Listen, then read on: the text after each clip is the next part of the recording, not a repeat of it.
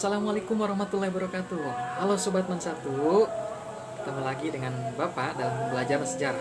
Kali ini kita akan mempelajari tentang sejarah bagaimana penyebaran Islam di masyarakat Nusantara, terutama melalui saluran-saluran dalam penyebaran Islam di Nusantara.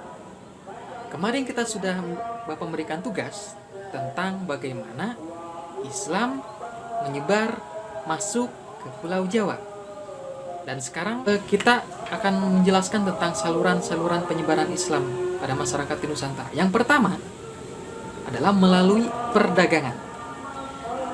Menurut Tom Peirce, salah satu penjelajah pada waktu itu, pada abad ke-7 sampai ke-16 Masehi terjadi interaksi antara pedagang lokal dengan pedagang khususnya dari Arab, Persia, dan India. Dalam ajaran Islam, orang Islam adalah seorang pendakwah, sehingga dia punya tujuan selain berdagang, juga menyebarkan ajaran Islam. Seperti itu. Yang kedua, melalui jalur perkawinan. Para pedagang juga mulai membentuk keluarga dengan menikahi penduduk lokal.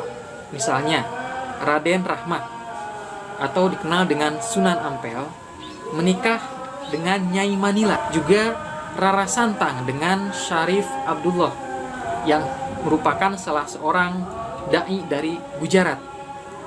Proses pembentukan keluarga ini memperluas penyebaran Islam melalui keturunan Muslim.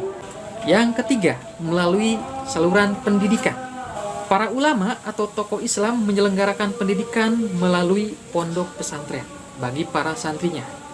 Dari santri inilah Islam diperkenalkan di tengah masyarakat.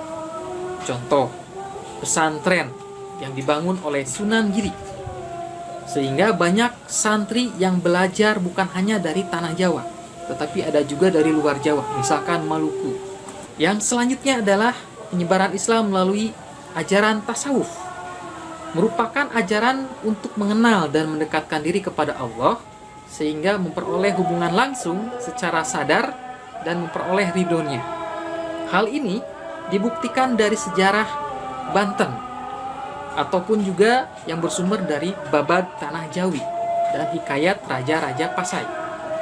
Contoh tokoh tasawuf diantaranya adalah Hamzah Fansuri, Samsudin As-Sumatrani atau Nuruddin Ar-Raniri, dan juga di tanah Jawa ada Sunan Bonang. Mereka memperkenalkan Islam melalui tasawuf. Selanjutnya adalah melalui jalur politik. Ketika seorang raja memeluk agama Islam, maka secara tidak langsung rakyat mengikuti jejak rajanya. Setelah Islam mulai tumbuh di masyarakat, maka kepentingan politik dilaksanakan melalui perluasan wilayah, ikuti dengan penyebaran agama Islam. Tugas dari Bapak, silahkan isi pertanyaan di bawah ini.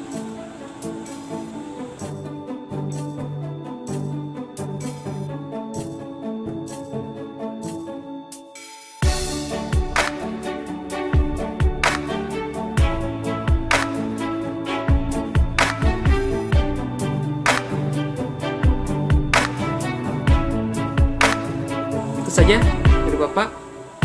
Assalamualaikum